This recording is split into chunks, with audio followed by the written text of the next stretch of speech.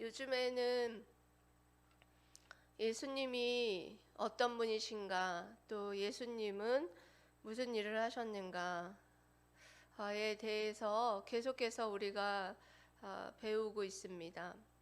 주님이 하신 일이 무엇이냐, 주님이 하신 일이 무엇이냐 하면 첫 번째로는 딱 나와야죠. 주님이 하신 일이 뭐예요?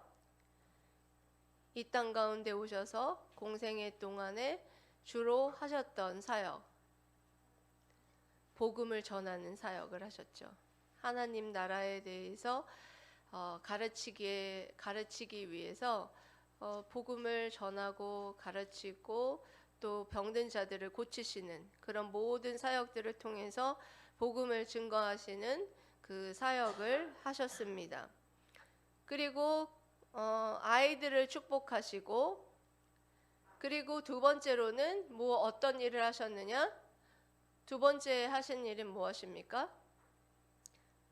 속죄의 죽음을 이루셨습니다. 오늘 아침에도 십자가에서 예수님께서 죽으신 십자가의 죽으심, 속죄의 죽음에 대해서 제가 설교를 했는데요. 그래서 이 속죄의 죽음은 성경대로 죽으시고 의로우신 죽음, 그리고 자신은 죄가 없으시지만 죽으셨다. 그래서 지난주에 제가 강조했던 것 중에 하나가 예수님의 속죄의 죽음은 뭐하다? 완벽하다. 예수님의 속죄의 죽음은 완벽해서 현재, 미래, 과거의 모든 죄까지 예수님을 믿으면 모두 다 용서해 주신다라는 것을 말씀을 드렸습니다.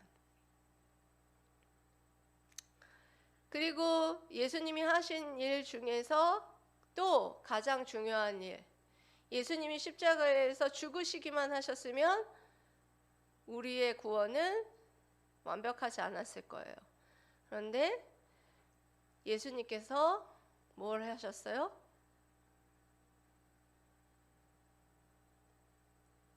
착착 나와야지 빨리빨리 진행이 되는데 안 나와서 진행이 안 돼요. 그렇죠. 부활하심. 예, 맞아요. 못 들었어요.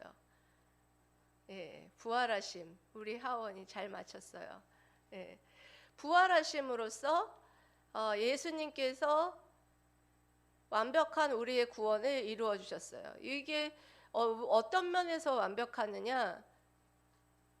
부활이라는 것은 사망 권세를 이기시고 다시 살아나셨다 라는 차원에서 우리의 구원을 완벽하게 이루었다라는 것이죠.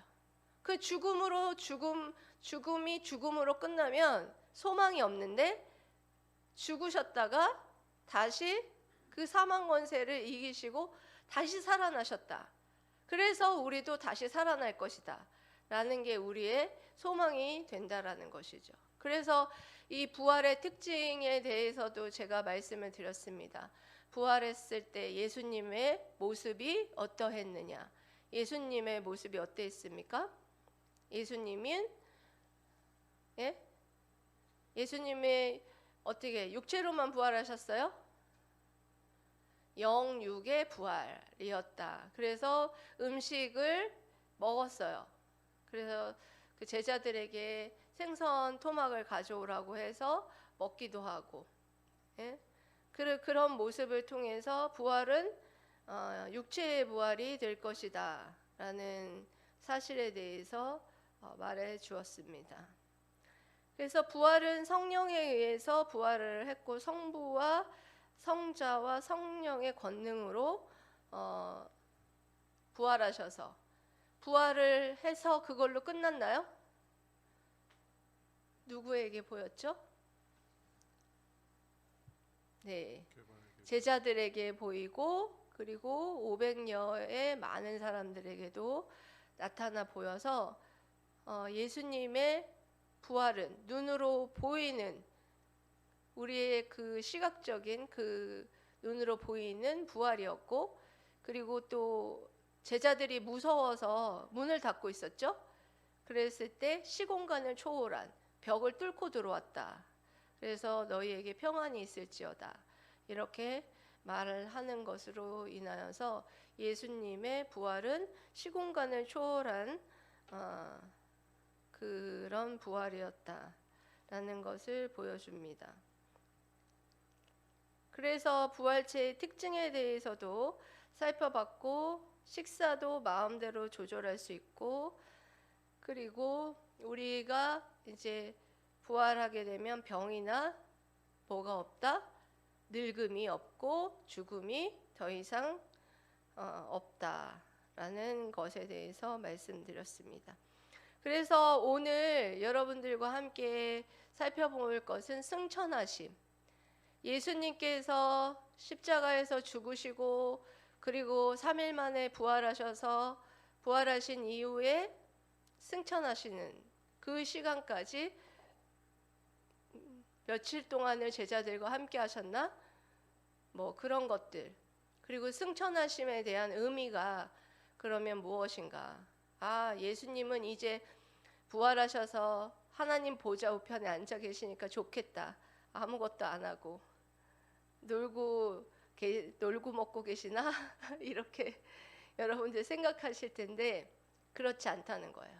이 승천하심은 굉장한 또 의미가 있습니다. 그래서 승천하심에 대한 의미도 살펴보고 오늘은 그래서 여러분들과 함께 예수님이 하신 일 중에서 승천하심에 대해서 살펴보도록 하겠습니다. 승천하심은 성경의 예언대로 예수님께서 승천하셨습니다. 시편 24편 7절 읽어보겠습니다. 시작. 문들아 너희 머리를 들지어다. 영원한 문들아 들릴지어다. 영광의 왕이 들어가시리로다. 아멘. 시편에 이미 예수님께서 하나님 보좌 우편에 이제 들어가실 것에 대해서 예언을 하고 있습니다. 영광의 왕이 들어가시리로다.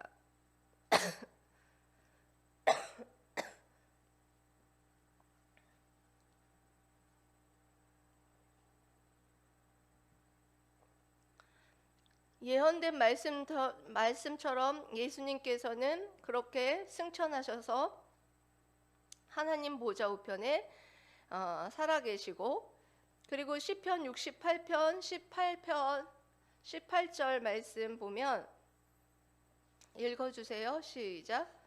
주께서 높은 곳으로 오르시며 사로잡은 자들을 취하시고 선물들을 사람에게서 받으시며 반역자들로부터도 받으시니 여호와 하나님이 그들과 함께 계시기 때문이로다.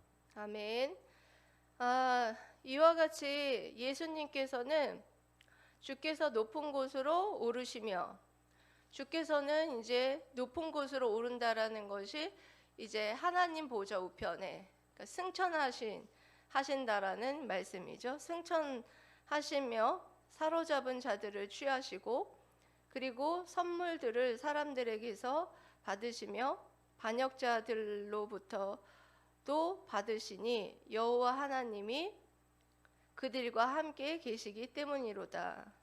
그러니까 높은 하나님 보좌 우편에 앉으셔서 함께 이제 승천하셔서 하나님 보좌 우편에 앉을 것이다라는 그 예언의 말씀을 그대로 성취하셔서 예수님께서 승천하신 것을 볼 수가 있습니다. 그리고 예수님께서 부활하셔서 제자들에게 나타나셔서 제자들과 여러분 며칠 동안 함께 하다가 승천하셨을까요?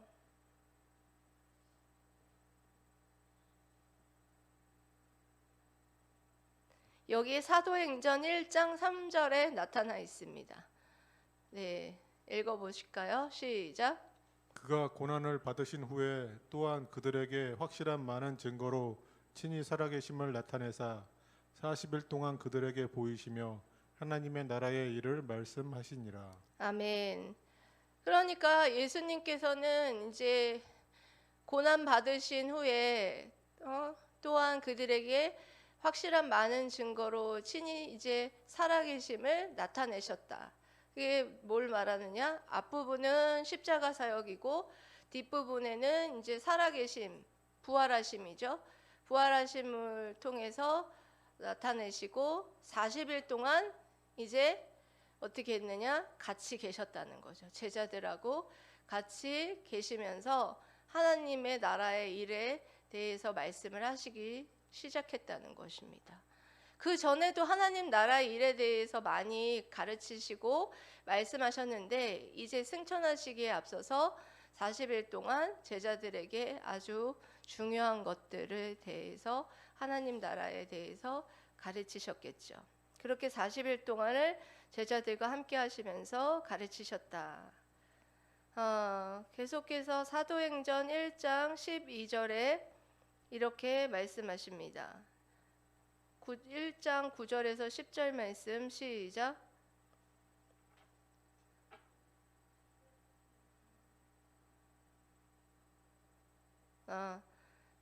죄송합니다. 사도행전 1장 12절 말씀 먼저 읽고 가겠습니다. 시작. 제자들이 감람원이라 하는 산으로부터 예루살렘에 돌아오니 이 산은 예루살렘에서 가까워 안식일에 가기 알맞은 길이라. 아멘.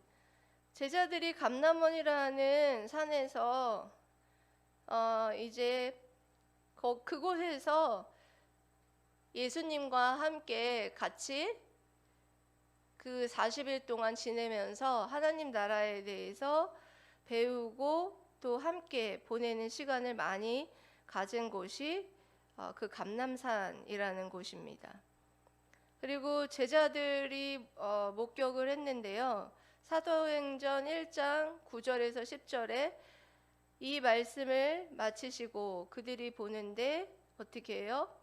올려져 가시니 구름이 그를 가리어 보이지 않게 하더라.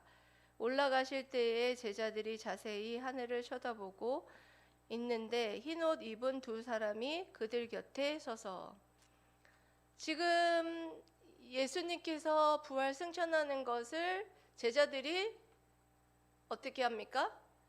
봤지요. 제자들이 목격을 했습니다. 제자들이 목격하는데 계속 하늘을 쳐다보고 있으니까 그 흰옷 입은 두 사람이 그렇게 뭘 그렇게 또 위에를 쳐다보냐? 너희들이 본 그대로 예수님이 다시 오실 것이다. 그런 말씀을 또 나중에 합니다. 그래서 중요한 것은 승천하신 것이 승천하신 것조차도 누가 목격했느냐? 제자들이 목격했던 것을 볼 수가 있습니다. 그리고 세상 끝날 재림의 약속은 곳곳에서 해주셨는데요. 마태복음 25장 31절 먼저 읽어보겠습니다. 시작. 인자가 자기 영광으로 모든 천사와 함께 올 때에 자기 영광의 보좌에 앉으리니. 아멘. 인자가 자기 영광으로, 인자가 누군지 아시죠? 예수 그리스도이십니다. 예수 그리스도가 자기 영광으로 모든 천사와 함께 올 때, 그러니까 다시 올 때를 말하는 것이죠. 다시 올 때 자기 영광의 보좌에 앉으리니, 자기 영광의 보좌에 앉으셨다 라는 말씀을 하십니다. 여러분, 영광의 보좌에 앉았다라는 말은 어떤 말씀이냐? 여러분, 왕들이 어디에 앉아서 통치를 하나요? 왕들이 통치를 할 때는 자신의 보좌에 앉아서 통치를 한다. 그리고 이 표현은 왕들이 통치를 한다라는 그런 표현을 갖고 있어요. 그래서 이와 같이 주님이 재림하여서 다시 오셔서 이와 같이 영광의 보좌에 앉아서 이 통치를 하실 것이다. 라는 재림의 약속이 있습니다. 그리고 사도행전 1장 10절에서 11절 말씀에 올라가실 때에 읽어보세요. 시작. 올라가실 때에 제자들이 자세히 하늘을 쳐다보고 있는데 흰옷 입은 두 사람이 그들 곁에 서서 이르되 갈릴리 사람들아 어찌하여 서서 하늘을 쳐다보느냐 너희 가운데서 하늘로 올려지신 이 예수는 하늘로 가심을 본 그대로 오시리라 하였느니라. 아멘. 세상의 끝날의 재림에 대해서 약속을 해주시는 두 구절의 말씀을 읽었습니다. 여러분들, 예수님께서 부활 승천하신 것은 여러분 맞습니까? 누가 봤어요? 제자들이 봤습니다. 예수님께서 지금 승천하셔서 어디에 계실까요? 네, 하나님 보좌 우편에 앉아 계시는데요. 하나님 보좌 우편에 앉아 계시다라는 의미는 여러분 어떤 의미를 갖고 있을까요? 그렇죠. 통치. 예. 통치를 하고 계시다라는 의미를 갖고 있어요. 그곳에서 부활 승천하셔서 예수님은 놀고 계시나 보다가 아니라 하나님 보좌 우편에 앉아 계셔서 통치를 하고 계시는 겁니다. 자신의 백성들, 자신의 하나님의 나라에 대해서 다스리고 그와 같이 하나님의 뜻대로 다스리고 하나님의 뜻대로 이루어질 수 있도록 옆에서 중보 기도를 하고 있고 그렇게 하고 있는데, 특히 여러분 우리 하나님의 백성은 여러분 교회 공동체나 하나님의 백성은 무엇으로 여러분 통치하고 있을까요?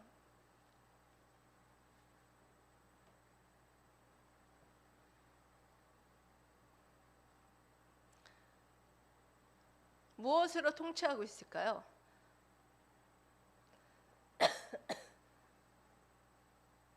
크게 말해 보세요.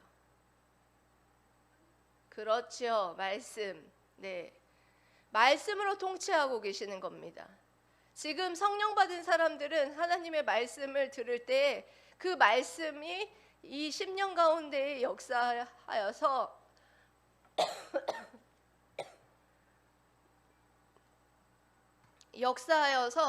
정말 하나님의 말씀대로 우리들의 심령을 하나님께서 다스리시고 그런 마음들을 하나님께서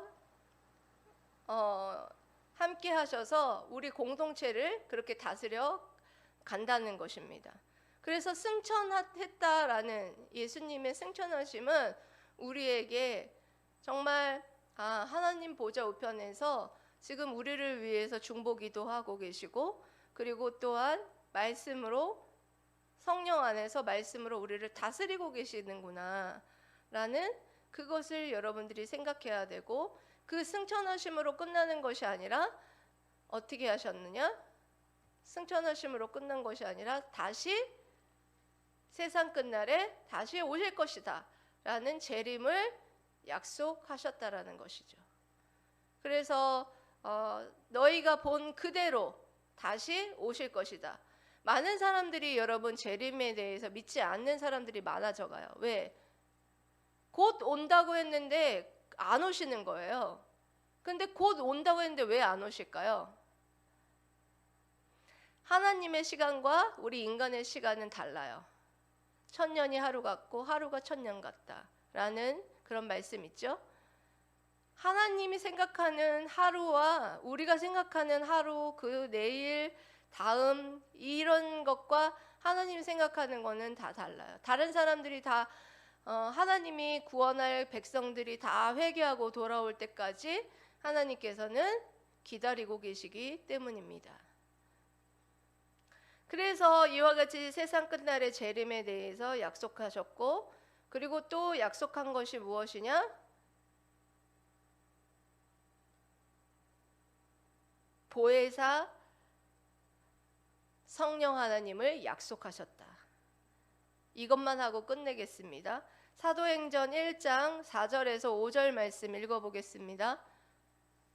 시작. 사도와 함께 모이사 그들에게 분부하여 이르시되 예루살렘을 떠나지 말고 내게서 들은 바 아버지께서 약속하신 것을 기다리라.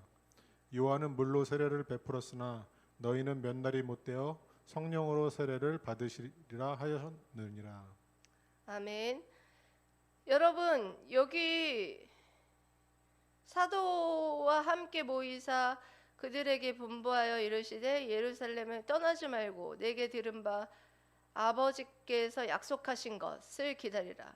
아버지께서 약속하신 것이 무엇이었을까요? 성부 하나님께서 성령을 주시겠다. 그러니까 보혜사 성령, 보혜사가 변호사, 변호자 그런 뜻도 갖고 있는데 여기 이제 성령 하나님을 가리킵니다. 그래서 성령을 너희에게 줄 것이니 너희가 기다리라. 그렇게 말씀하신 거예요. 그래서 요한은 물로 세례를 베풀었으나 너희는 몇날이 못 되어서 뭘 받으리라? 성령으로 세례를 받으리라 하셨느니라. 그러니까 성령 세례를 약속하셨다. 사도행전 1장 8절 말씀 읽어보겠습니다. 시작. 오직 성령이 너희에게 임하시면 너희가 권능을 받고 예루살렘과 온 유대와 사마리아와 땅끝까지 이르러 내 증인이 되리라 하시니라. 아멘. 네, 이제 오직 성령이 너희에게 임하시면, 그러니까 성령을 너희가 이제 받게 되면 어떻게 되느냐? 권능을 받고 예루살렘과 온 유대와 사마리아와 땅끝까지, 이건 다 뭘 말하느냐? 전 세계적으로 복음을 전하는 내 증인이 될 것이다. 그 말씀을 해주시는 것입니다. 여러분, 이제 구원받고 정말 하나님의 사람이 되고 성령 받은 사람에게 가장 첫 번째로 나타나는 특징은 이와 같이 영원 사랑하는 마음으로 복음을 전하려고 애쓰는 그런 사람으로 변화됩니다. 그래서 정말 아직 이와 같은 하나님의 사랑을 듣지 못하고 경험하지 못하고 아직 복음의 소식을 듣지 못한 사람들에게 힘써 복음을 전하는 데에 힘쓰는 사람으로 세워진다는 것입니다. 오늘 승천하심 그리고 예수님의 다시 오심에 대해서 여러분들에게 주님이 하신 일에 대해서 말씀을 드렸는데요. 주님께서는 승천하셔서 하나님 보좌 우편에 앉아서 우리를 다스리고 계십니다. 우리를 통치하고 계십니다. 우리가 그것에만 순종한다면 하나님이 기뻐하시는 공동체와 그리고 기뻐하는 자녀로서 세워져 갈 것이에요. 그리고 또한 주님이 다시 오실 것을 여러분들이 믿으면서 정말 성령 세례를 사모하고 정말 여러분들이 그런 성령을 여러분들이 받으신다면 정말 그렇게 불쌍한 영혼들에게 복음을 전하는 그런 자로 살아가시기를 주님의 이름으로 사랑하고 축복합니다. 아멘. 기도하겠습니다.